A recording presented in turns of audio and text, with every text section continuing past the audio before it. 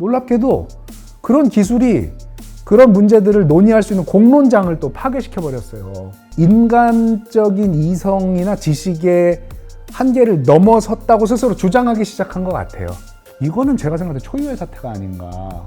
그다음에 문명 자체가 이미 복잡해졌기 때문에 지금은 어떤 특정한 인간이나 정당이 해결할 수 있는 차원을 넘어섰다는 거죠.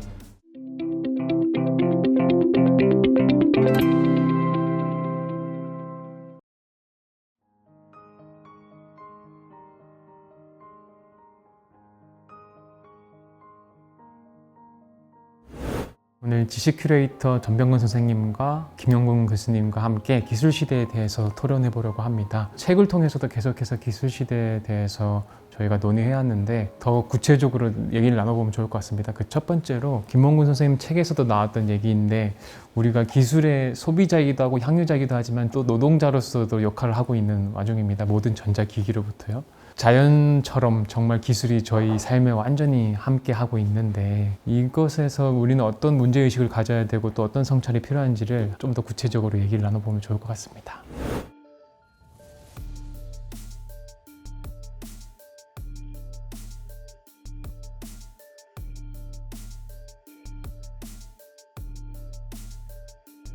디지털이나 컴퓨터와 연관돼 있는 그런 기술들의 경우에는 원래 해커 문화라는 게 캘리포니아 이데올로기라고 해서 굉장히 사실은 그 저항적이고 자유롭고 때로는 반자본주의적인 그런 문화로 시작이 됐습니다. 근데 이제 문제가 버블.com이라고 그 스타트업 기업들이 파산 위기에 처했던 이 세기 말 세기 초에 캘리포니아 이데올로기가 약간 변질된 거예요. 왜냐면 살아남아야 되기 때문에 그들이 뭔가 이렇게 공유, 소통 이런 거를 추구하면서 만들어 놨던 것들을 전부 이윤으로 전환시키는 일이 이제 21세기 넘어오면서 일어났고 9.11이 터지면서 미국 사회가 테러리즘을 이렇게 식별해내는 안보 문제와 결합이 되면서 사실상 시민의 감시망에서 이제 벗어났어요.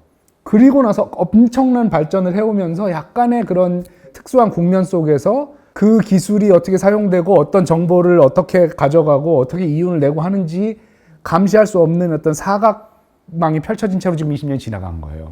그 기술이 가져오는 편의, 이렇게 즐기고 하는데 익숙해져 가고 있지만 사실 미국의 대선 개입과 같은 일들이 그런 이제 플랫폼 기업들과 연관되어 있기도 했다는 그런 여러 이제 혐의들 같은 것들이 있듯이 사실상 공적 감시망이 지금 충분히 설립되어 있지 않다. 그리고 말씀하신 대로 플랫폼 자본주의라고 하는 것이 우리의 일상적인 활동 전체를 소셜 팩토리라고 해서 끌어다가 그걸 자료로 해서 이윤을 만들어내는 구조로 지금 갔기 때문에 그래서 이런 문제들은 사실은 우리가 정말 시급하게 한번 고민해 봐야 되는데 놀랍게도 그런 기술이 그런 문제들을 논의할 수 있는 공론장을 또 파괴시켜 버렸어요. 페이스북 같은 데로 들어가면 전부 끼리끼리 문화하지 않습니까? 네. 그러니까 자신들과 비슷한 생각을 갖고 있는 사람들끼리 또 모이고 하다 보니까 비교적 객관적으로 진지하게 논의할 수 있는 언어 공간이 한 20년 사이에 동시에 파괴돼 버렸습니다. 그래서 아주 어렵고 어떻게 보면 굉장히 위험한 민주주의의 그런 상황이라고 저는 생각이 듭니다.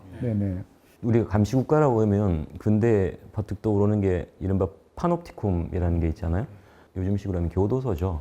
죄를 지은 사람들을 잘 어떻게 효율적으로 감시할 수 있는가의 어떤 구조를 만든 게 파놉티쿰인데 근데 오늘날 이야기하는 감시라는 것은 사실 그렇지가 않아요. 그렇게 잡혀간 줄도 모르는데 정작 우리가 감시의 대상으로 스스로 필요한 것들을 내줘 버린 걸로 나오죠.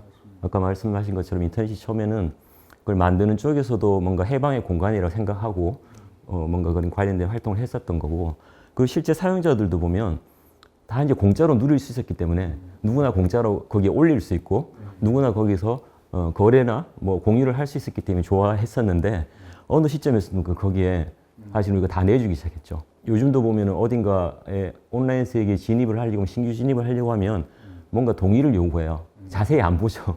근데 그 내용이 보면 감시의 대상이 돼주겠습니다라는 허락을 하는 거랑 마찬가지가 된 거죠. 과거의 권력의 지배 방식과 지금의 지배 방식의 중요한 특징이 우리 스스로가 그런 쪽으로 모르는 상황에서 이제 갇히게 되는 식으로 이제 그 이후에도 거기서 끝나는 게 아니라 계속해서 그 기술이 증가하면 할수록 그 우리의 데이터가 그들의 권력의 자원으로 사용된다는 구조에 지금 사실은 문제 심각성이 있다고 볼 수 있겠죠. 그리고 또 어떻게 보면 그걸 견제할 수 있는 게 전통적으로 권력의 견제 장치가 그 사회적인 기술이 민주주의였다고 한다면 오늘날은 사실은 중요한 것들은 실시간으로 의견을 표출하고 그 어떻게 받아들이자 문제가 중요하게 돼버리니까 정작 투표는 중요성이 굉장히 떨어져요. 실질적으로는 이른바 소셜미디어죠.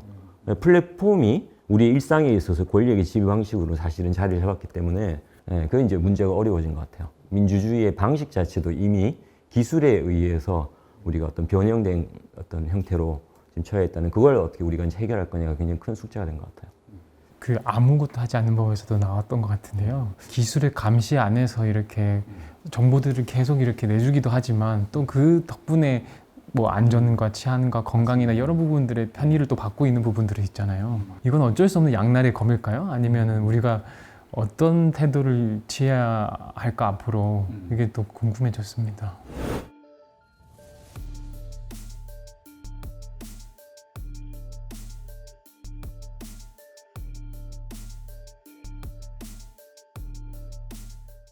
사실 예측하기가 쉽지 않은 부분이라는 생각이 드는 것이 특히 이 데이터에 기초해서 판단이나 아니면 선별이나 때로는 행정적인 조치나 심지어는 어떤 뭐 의학적 결정 이런 거 내리는 그 행위자가 지금은 알고리즘이라는 이름으로 불리거든요. 근데 그 알고리즘이라는 게 하나의 어떤 단독 행위자가 아니고 수많은 인간들도 연결돼 있고 그다음에 뭐 엄청나게 많은 컴퓨터들도 연결돼 있는 거대 행위자인데 사실 우리는 그 하나의 무슨 보이지 않는 손이 하는 것처럼 얘기를 하지만 알고리즘이 만약에 범죄 예방이나 공리주의적인 입장에 기초해서 당신들은 다 각자 입장에서 보니까 요거밖에 못 보지만 일국 데이터 전체를 놓고 보면 이 직업은 필요 없어야 된다. 없어져야 된다. 그래야 전체가 산다라고 판단을 내린다면 어떻게 할 것이냐.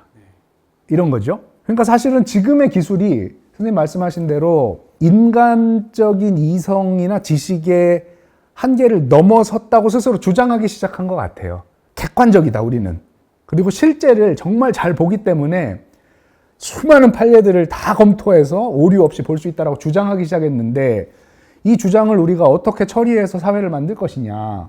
이런 문제가 저는 제기됐다고 보는데 이 문제가 생각보다 심각합니다. 통치의 주체가 사람이 아니고 알고리즘이 통치를 한다는 의미에서 알고리즘 통치성이라는 개념을 쓰기도 합니다, 최근에.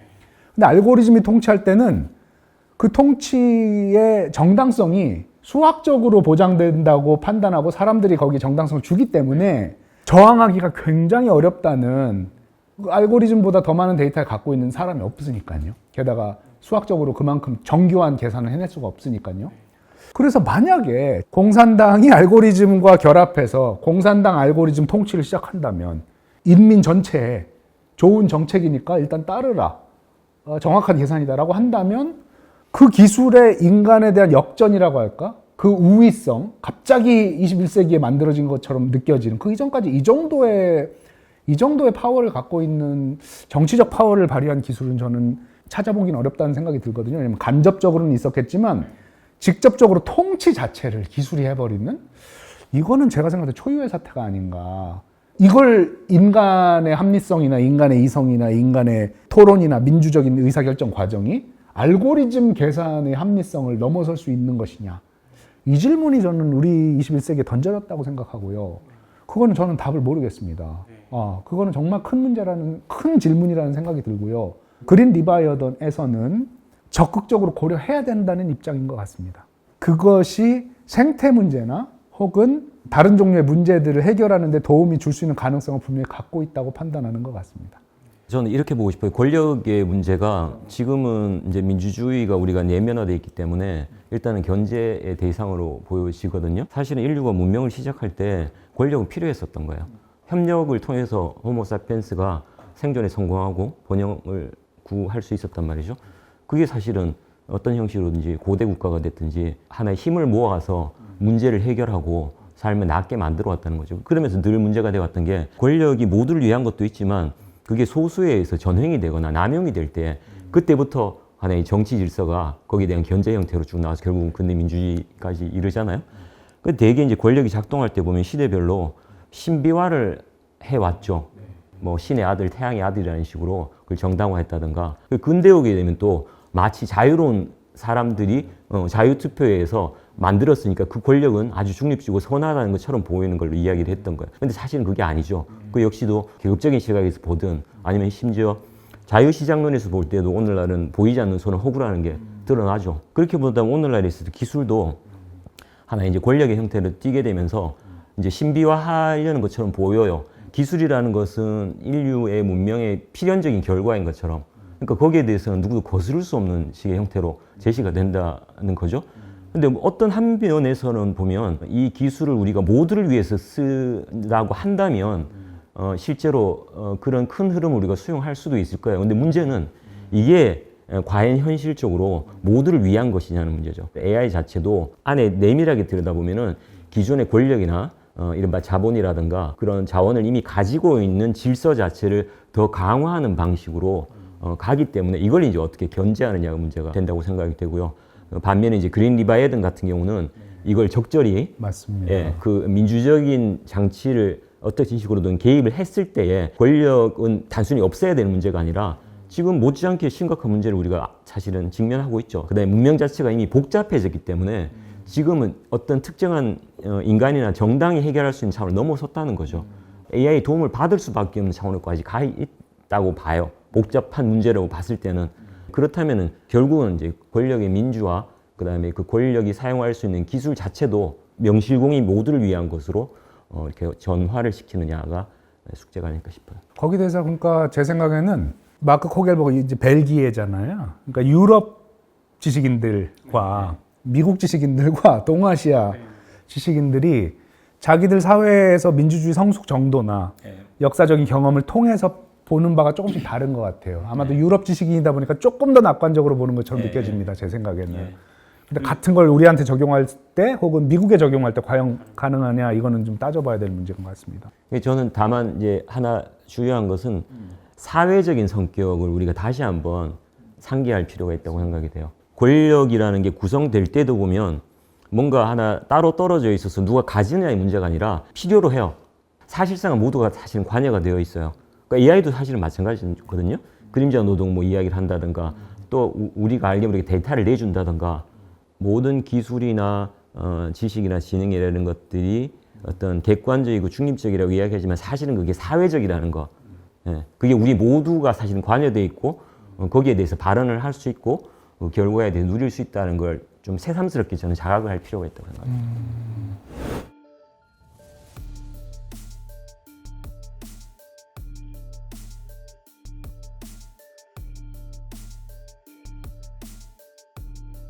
저는 독서하고 관련된 거라고 저는 생각을 하는데 북클럽을 말씀을 드리고 싶어요. 제가 거기에 관련된 활동도 하고 있어서 그런데요.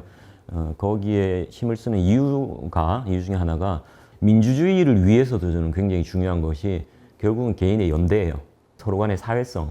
사회가 복잡해지면 화해질수록 개인이 해결할 수가 없는 단계가 되거든요. 그렇게 되면 결국은 어떤 문제가 어떻게 얽혀 있는지에 대해서 알을 서로 나누는 게 중요하고 인식이 뭔가 공유가 됐을 때 어떤 행동의 어떤 조율이랄까? 그게 또 정치적으로도 이른바 대항 권력이라는 뭐 에스머글로가 한 이야기이기도 한데 그래야 이제 기존의 질서의 변화를 가져올 수 있는 실질적인 힘이 되거든요. 실제로 알렉스 스토크빌이 미국의 민주주의에서도 중요하게 이야기했던 게 그거예요. 결사의 지식이야말로 모든 지식의 모태지식이라고 이야기했거든요. 저도 그걸 동의해요. 그러니까 우리가 어떻게 살아가느냐 개인이 보면 내가 어떻게 살 것이냐 이런 문제를 늘 이야기하는데 사실은 그건 이제 혼자서 살 수가 없어요. 잘 살려고 할 때는 꼭 같이 뭔가 뭐 어떤 공감대가 이루어져야 종일의 문제가 해결할 수 있는데 오늘날에 있어서는 기술 사회가 되니까 인간관계가 사실은 다 끊겼어요. 다 기술이 개입해서 기술이 원하는 방식으로만 우리가 소통하게 돼 있거든요. 사실은 소통이 단절에 마찬가지죠. 파편화돼 버렸죠. 이건 저는 이걸 어떻게 복원할 건가라면 결국은 인간이 만나서 이야기를 하고 눈치, 표정, 음성 들어가면서 인간의 감각을 말 그대로 커먼 센스를 복원할 때에 질서의 변화로까지 가는 어떤 첫걸음이 되지 않을까 그런 생각을 합니다. 선생님 말씀에 많이 공감이 되고요. 그리고 이제 거기 좀 덧붙이자면 전 그런 생각이 좀 듭니다. 내가 이 세상에 요구하는 기술이 뭘까, 과연. 예를 들어서 저 같은 경우는 이제 생태적인 문제를 굉장히 중시하고 있는 입장인데, 아, 저렇게 놀라운 천재들이 저렇게 놀라운 걸 만들어내는데 왜 기온을 못 떨어뜨리지? 미세먼지 왜 못 막지? 정작 우리 삶을 괴롭히는 것들은 왜 못 건드리지? 그 기술이? 이런 질문이 있어요. 누구를 위한 기술이냐, 저게. 그런 거를 정말 기술이 이렇게 획기적으로 뭔가 그런 삶의 질을 바꿔준다면, 아, 저는 기술 다르게 생각할 것 같아요, 사람들이. 근데 지금 기술은 제가 볼 때는 굉장히 적은 수의 사람들에게 굉장히 많은 부를 몰아주거나, 많은 사람들이 그 도파민 중독에 걸리기 쉬운 그런 것들을 계속 우리에게 투하해서 우리도 힘들고, 아, 더 이상 이런 거 안 하고 좀 바깥에 나가서 좀 기술 없는 데서 살고 싶다는 욕망을 거꾸로 불러일으키는 그런 것들만 우리를 굉장히 막 폭격을 하고 있는 거예요. 그래서 저는 사람들이 기술하는 분들에게 묻고 요구해야 된다고 생각해요. 우리 문제를 풀어라. 당신들 문제가 아니고, 당신들이 돈 버는 문제가 아니고, 우리가 힘든 문제를 기술이 풀어줘라. 그럼 우리 기술을 정말 존중한다. 이게 저는 집합적으로 요구되는 시대라고 생각하고, 더 이상 어떤 특정한 소수의 사람들의 이해관계에 복무하는 기술이 아니라 정말 민주적으로 선생님 말씀하신 대로 그런 기술을 만들어 나갈 수 있는 힘을 사람들이 갖고 발휘할 수 있느냐, 어디서 시작되느냐, 저는 그게 큰 질문이라고 생각합니다. 예, 기술에 대한 제어가 제대로 작동돼야 된다는데 공감하고요. 아마 앞으로도 그럴 가능성이 굉장히 큰데, 지배와 관리라고 할까요? 기술이 지금 그런 어떤 권력의 도구로 계속 강화가 되고 있잖아요. 그게 아니라 본래 기술의 우리 용처인 돌봄이라는 거죠. 프로메테우스 신화에도 있지만 인간은 사실은 본질적으로 결핍결여라는 거죠. 벌거숭이란 말이죠. 혼자 살 수가 없어요. 그 기술은 그런 면에서 인간의 허약함이라든가 그런 거 돌보기 위한 원래 자리로 기술이 돌아가기 위해서는 결국은 그 제어가 사회적으로 잘 작동해야 되고 결국은 민주주의를 귀결해야 된다고 생각합니다. 계속해서 기술이 우리가 혼자일 수 있게끔 만들어주는 부분도 분명히 있잖아요. 그래서 우리가 이 기술 시대에 맞춰서 어떤 자세로 어떻게 살아가야 될 것인가 가장 근본적인 문제인데, 어떻게 일하고 어떻게 살아갈 것인가를 서로 나눠봤으면 좋을 것 같습니다.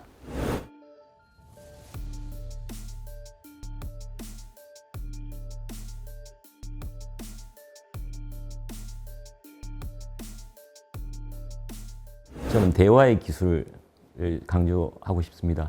카톡이라든가 이런 채팅 말고 저는 그 소통 자체가 이미 좀 변질된 것 같아요. 인간의 소통은 저는 그런 게 아니었다고 생각하거든요.